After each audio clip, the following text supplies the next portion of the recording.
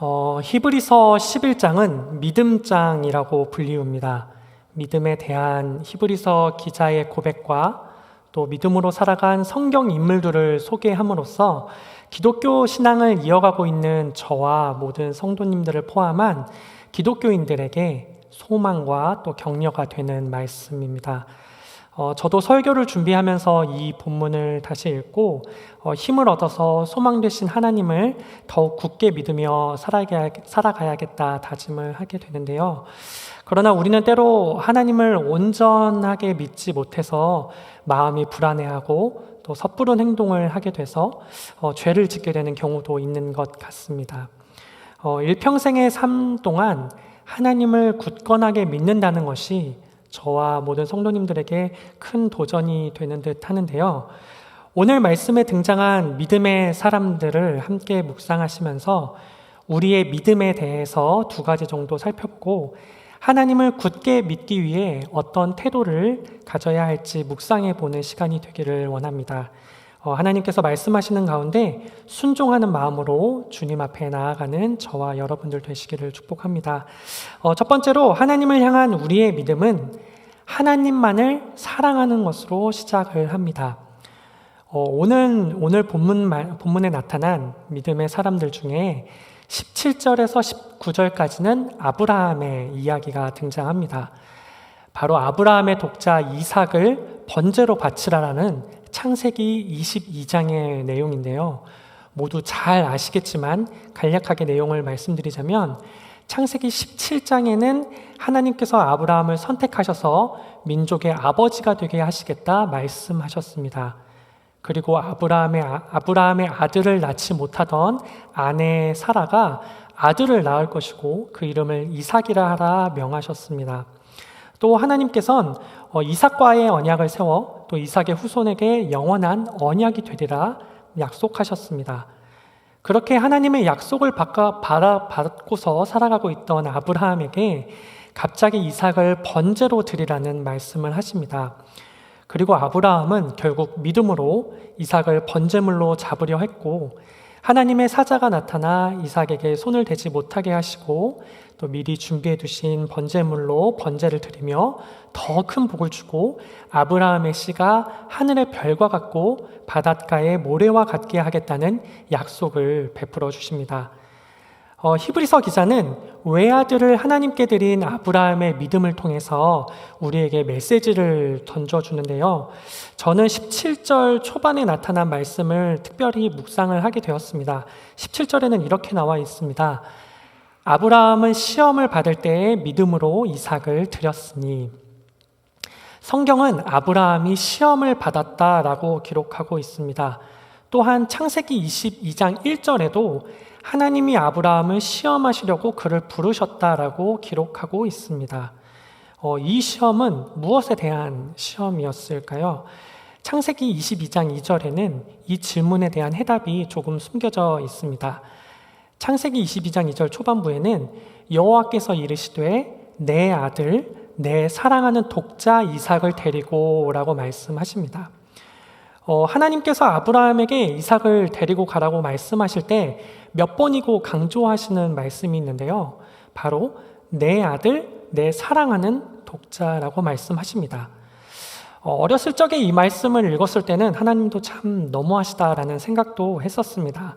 100살이 가까운 나이에 주신 하나밖에 없는 독자, 사랑하는 아들 이삭인데 그를 번제로 하나님께 드리라는 명령은 아브라함도 쉽게 순종할 수 없었을 것입니다. 그러나 아브라함은 믿음으로 이삭을 번제로 드리려 합니다. 믿음은 하나님의 말씀이 이해가 되지 않고 상상할 수 없더라도 믿고 순종하는 것이기 때문입니다. 저는 아브라함이 믿음으로 순종할 수 있었던 근본적인 이유가 아브라함이 사랑하는 독자 이삭보다 하나님을 더욱더 사랑했기 때문이라고 생각을 합니다. 하나님께서 아브라함을 시험한 이유는 바로 아브라함에게 하나님보다 더 사랑하는 것이 있는지 확인하고자 하신 것이 아닐까 생각을 해보게 됩니다. 저는 중학교 때 드럼을 배웠습니다. 점점 드럼을 연주하는 것에 대해서 되게 재미를 붙이고 고등학생이 되면서 교회 이렇게 찬양팀에 들어가게 되었는데요. 찬양팀과 함께 중고등부 수련회를 가게 됐을 때 이 아브라함의 말씀으로 설교를 들었던 것이 기억이 납니다. 그때 설교 듣고 이렇게 기도하게 되면서 마음속에 하나님께서 말씀해 주시는 음성이 있었는데요. 드럼보다 하나님을 더 사랑하느냐라는 질문이었습니다. 그때 처음으로 제가 드럼을 얼마나 좋아하고 있나에 대해서 생각을 해보게 되었습니다.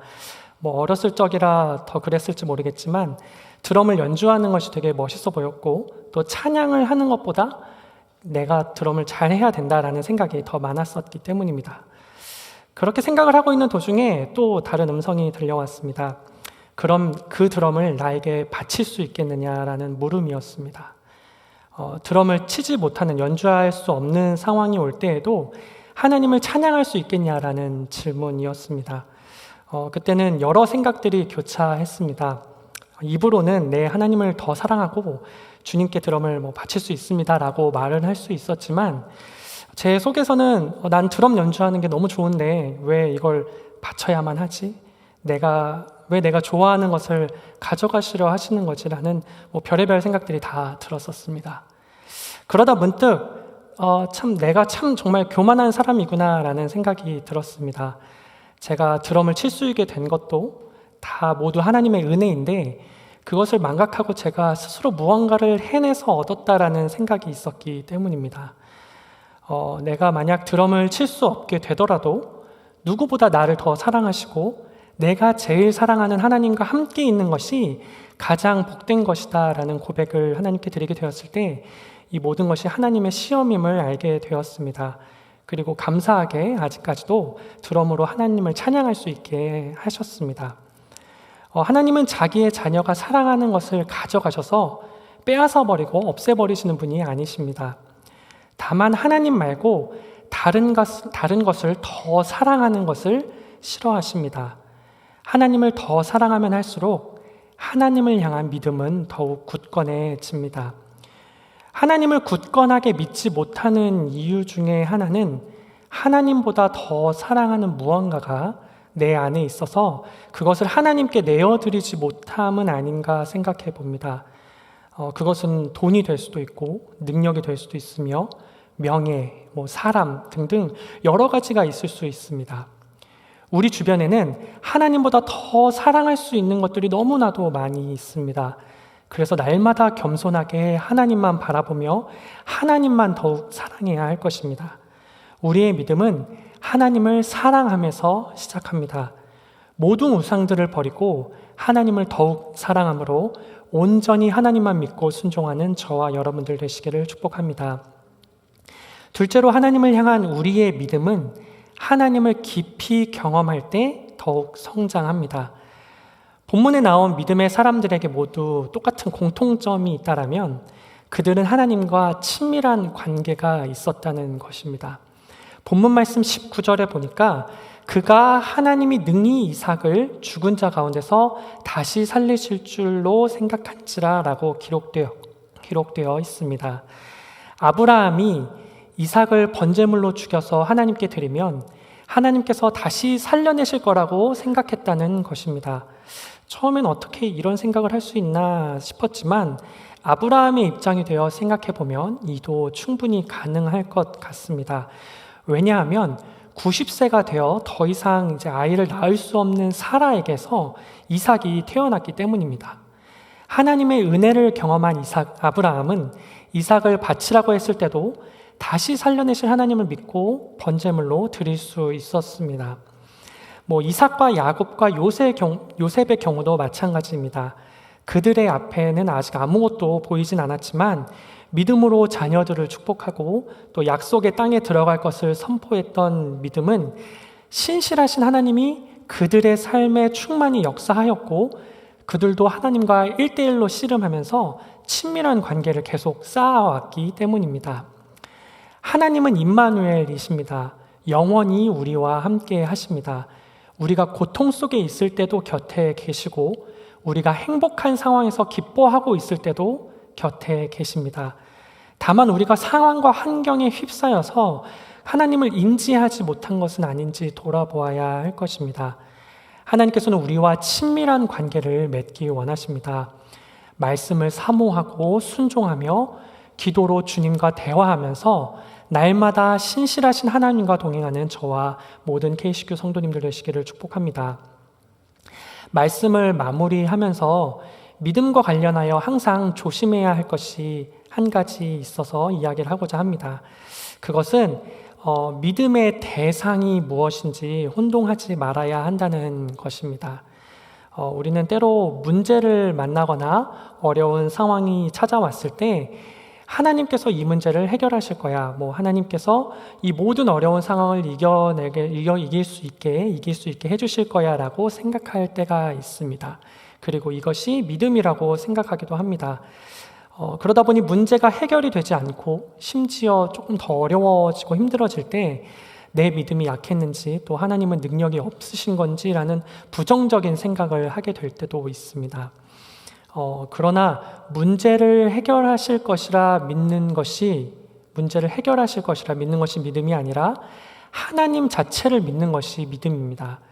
믿음의 대상이 문제의 해결이나 어떠한 결과에 있는 것이 아니라 그냥 믿음의 대상은 하나님이라는 것입니다.